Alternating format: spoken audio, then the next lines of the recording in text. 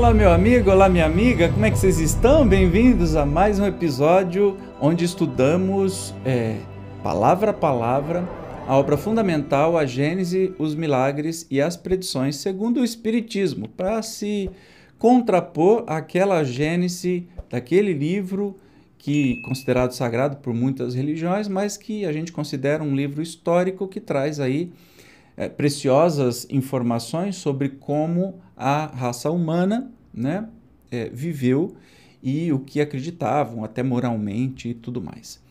Mas que não cabe para a ciência de hoje em dia acreditar que o mundo foi criado em 6 dias, Deus descansou no 7, criou Adão, depois Eva da sua costela, sabe? Essas coisas que é muito bonito se for falado metaforicamente, mas que não fazem sentido algum quando a gente compara com a ciência. Mas hoje nós vamos falar sobre reencarnações. Nós estamos no capítulo 11º, falando sobre a gênese espiritual, já que a gente já estudou a gênese física, né? Tudo o que aconteceu. Então, sem demora, vamos para o texto. O princípio da reencarnação é uma consequência necessária da lei de progresso. Sem a reencarnação, como se explicaria a diferença que existe entre o presente estado social e o dos tempos de barbárie?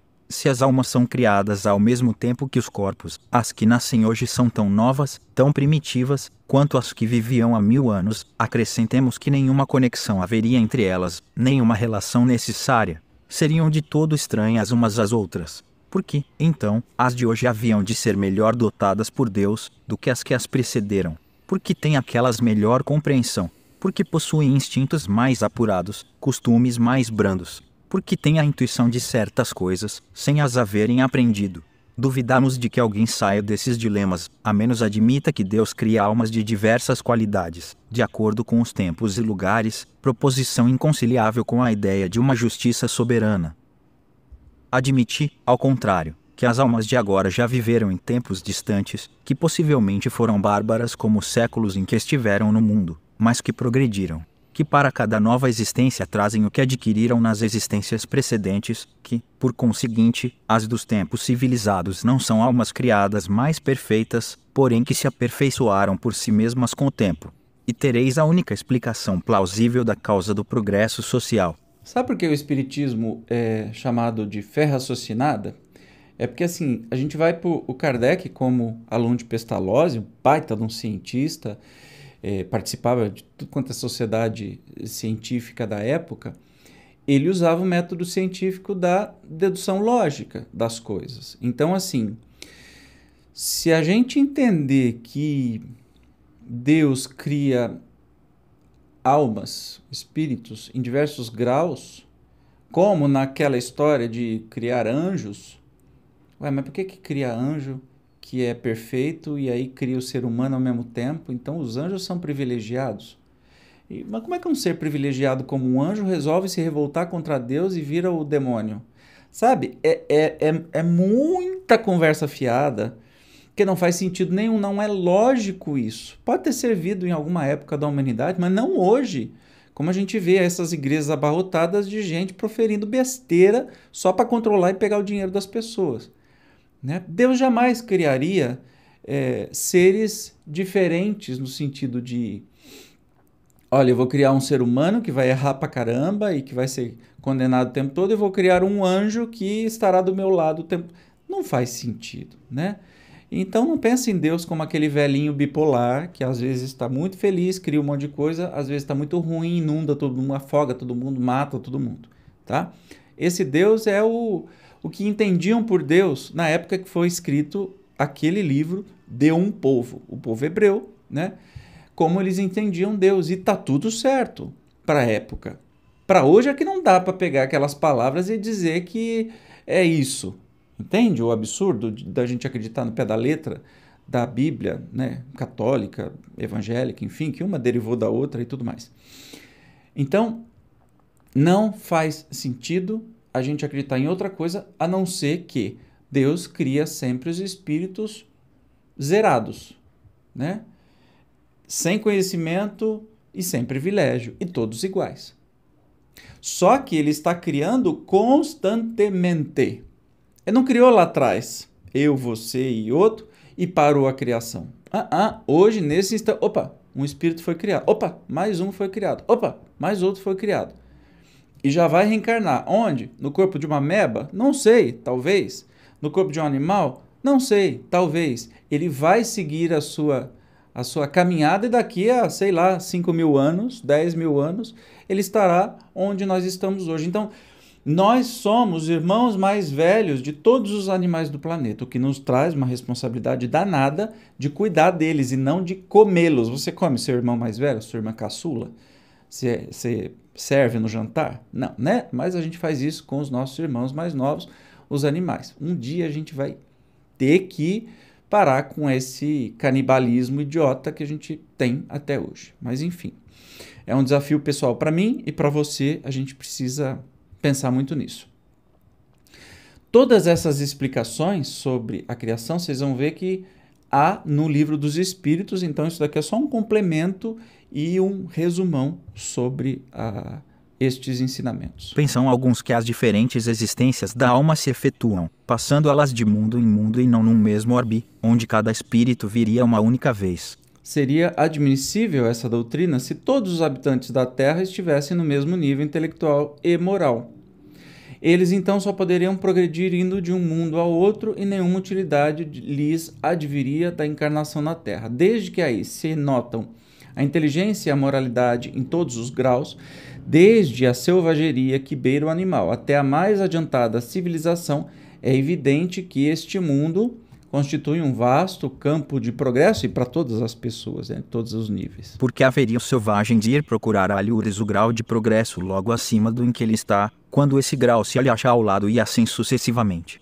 Porque não teria podido o homem adiantado fazer os seus primeiros estágios senão em mundos inferiores, quando ao seu derredor estão seres análogos aos desses mundos quando, não só de povo a povo, mas no seio do mesmo povo e da mesma família, há diferentes graus de adiantamento. Se fosse assim, Deus houvera feito coisa inútil, colocando lado a lado a ignorância e o saber, a barbaria e a civilização, o bem e o mal, quando precisamente esse contato é que faz que os retardatários avancem. Não há, pois, necessidade de que os homens mudem de mundo a cada etapa de aperfeiçoamento, como não há de que o estudante mude de colégio para passar de uma classe a outra. Longe de ser isso vantagem para o progresso, ser-lhe um entrave. Porquanto o espírito ficaria privado do exemplo que lhe oferece a observação do que ocorre nos graus mais elevados e da possibilidade de reparar seus erros no mesmo meio e em presença dos a quem ofendeu, possibilidade que é, para ele, o mais poderoso modo de realizar o seu progresso moral. Após curta coabitação, dispersando-se os espíritos e tornando-se estranhos uns aos outros, romper-se-iam os laços de família, a falta de tempo para se consolidarem. Ao inconveniente moral se juntaria um inconveniente material. A natureza dos elementos, as leis orgânicas, as condições de existência variam, de acordo com os mundos. Sob esse aspecto, não há dois perfeitamente idênticos. Os tratados de física, de química, de anatomia, de medicina, de botânica, etc., para nada serviriam nos outros mundos. Entretanto, não fica perdido o que neles se aprende. Não só isso desenvolve a inteligência, como também as ideias que se colhem de tais obras auxiliam a aquisição de outras. O que tá dizendo aqui é uma coisa muito simples. Necessariamente, a gente não precisa saltar de um mundo para o outro para evoluir numa próxima encarnação. A gente pode passar e passa longos períodos, milênios no mesmo planeta, no mesmo meio ambiente e no mesmo círculo familiar. Né? Como eu disse em episódio anterior, não faria sentido a gente cada vez encarnar num círculo familiar diferente. E sim, a gente encarna com pessoas diferentes, né? Varia de encarnações, mas geralmente a gente volta com quem aqueles a gente precisa acertar as pontas, né? As arestas, as coisas que ficaram. Então, isso é que nos faz evoluir. E aí, depois de uma certa quantidade evolutiva, ou um certo nível evolutivo, aí sim, se neste planeta, pode ser a Terra, pode ser qualquer outro, se neste planeta eu não tiver mais nada a aprender, aí sim, meu perispírito fica menos denso e eu posso acessar mundos superiores a este para ter outras experiências com outras pessoas ou até com algumas pessoas conhecidas aqui que também, por seu merecimento, possam reencarnar lá. Isso é bem interessante. Se apenas uma única vez fizesse o espírito a sua aparição, frequentemente brevíssima, no mesmo mundo, em cada imigração ele se acharia em condições inteiramente diferentes. Operaria de cada vez sobre elementos novos, com força e segundo leis que desconheceria antes de ter tido tempo de elaborar os elementos conhecidos, de os estudar, de os aplicar. Teria de fazer de cada vez um novo aprendizado. Essas mudanças contínuas representariam um obstáculo ao progresso. O espírito, portanto, tem que permanecer no mesmo mundo até que haja adquirido a soma de conhecimentos e o grau de perfeição que esse mundo comporta. Está aí o que eu falei. Nós precisamos, né?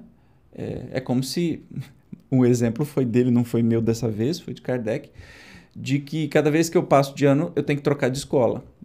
Não faz nenhum sentido. Que os espíritos deixem, por um mundo mais adiantado, aquele do qual nada mais podem auferir, é como deve ser e é, tal o princípio. Se alguns aqui antecipadamente deixam o mundo em que vinham encarnando, é isso devido a causas individuais que Deus pesa em sua sabedoria. Tudo na criação tem uma finalidade, sem o que Deus não seria nem prudente, nem sábio.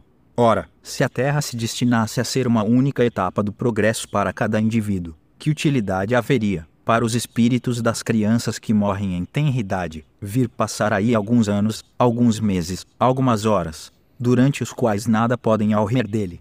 O mesmo ocorre se pondere com referência aos idiotas e aos cretinos. Uma teoria somente é boa sob a condição de resolver todas as questões a que diz respeito.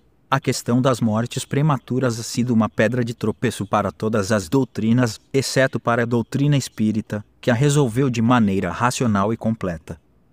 Para o progresso daqueles que cumprem na Terra uma missão normal, a vantagem real envolverem ao mesmo meio para aí continuarem o que deixaram inacabado, muitas vezes na mesma família ou em contato com as mesmas pessoas, a fim de repararem o mal que tenham feito, ou de sofrerem a pena de talião.